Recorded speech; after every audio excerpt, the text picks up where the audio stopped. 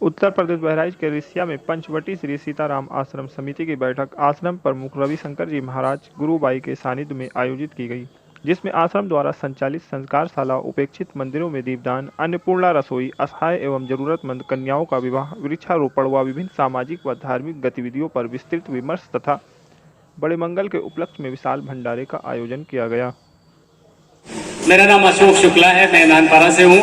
मैं बहुत आभारी हूँ आदरणीय महाराज जी का कि उनके सौजन्य से, उनकी प्रेरणा से, उनके प्रयास से इस तरीके का एक वातावरण बन पाया जहां हम सब लोग एक साथ बैठ करके कुछ अपनी बातें कर सकते हैं और कुछ सकारात्मक प्रयास किया जा सकता है। मैंने एक जगह पढ़ा था कि समाज का पतन अकर्मण्य लोगों की अकर्मण्यता से नहीं होता है, बल्कि इसलिए होता है कि जो कुछ करने वाले लोग हैं वो करते नहीं हैं, और जो सोसाइटी में करने वाले लोग हैं वो दिशाहीन हैं क्योंकि नेतृत्व का अभाव है। और चाणक्य ने कहा था कि देश में नेतृत्व का अभाव सदैव रहेगा। बहुत एक चंद लोग सोसाइटी में ऐसे हैं जो इस तरीके का बीड़ा उठाते हैं और उस पर आगे कुछ काम करते हैं।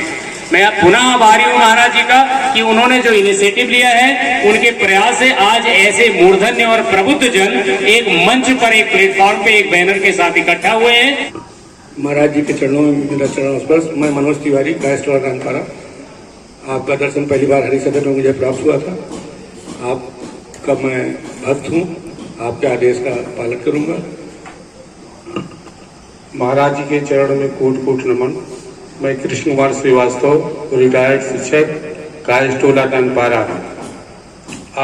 हम अपने भाई मनोज तिवारी जी के प्रेरणा से आज महाराज जी का दर्शन हुआ।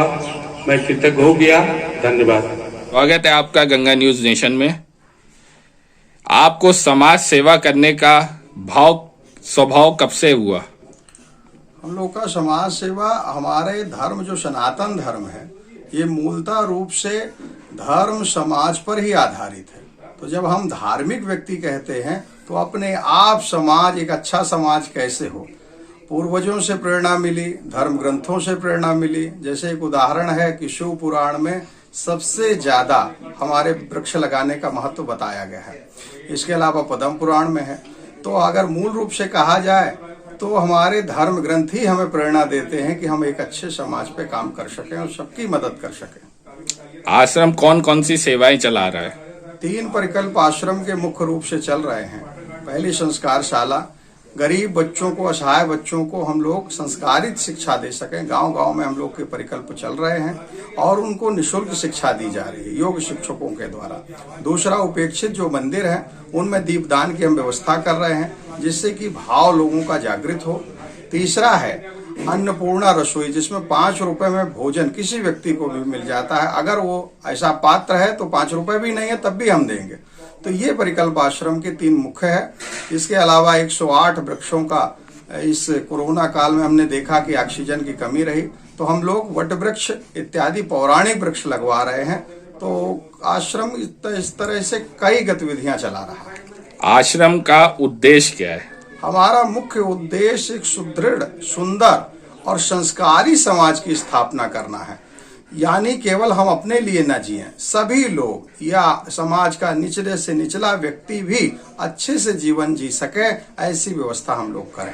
और जैसे आजकल महामारी का दौर जारी है, तो आप जनता से कोरोना वैक्सीन को लेकर क्या अपील करना चाहेंगे? निश्चित रूप से अगर वैक्सीन है तो निश्चित रूप से लगवानी चाहिए। हम लोगों ने भी लगवाई, परंतु इसके साथ वैक्सीन लगा देने से इतिश्री नहीं होगी। प्रकृति के हम निकट पहुंचे। प्रकृति हमारी माँ है। वृक्षारोपण होनी चाहिए। हमें जो जीवन जीना चाहिए वो प्राकृतिक जीवन जीना चाहिए, ऐसी व्यवस्था हो। हम आधुनिक जीवन में प्रकृति को भूल जाएं तभी गड़बड़ी शुरू होती है। तो यही है। बहुत बहुत धन्यवाद।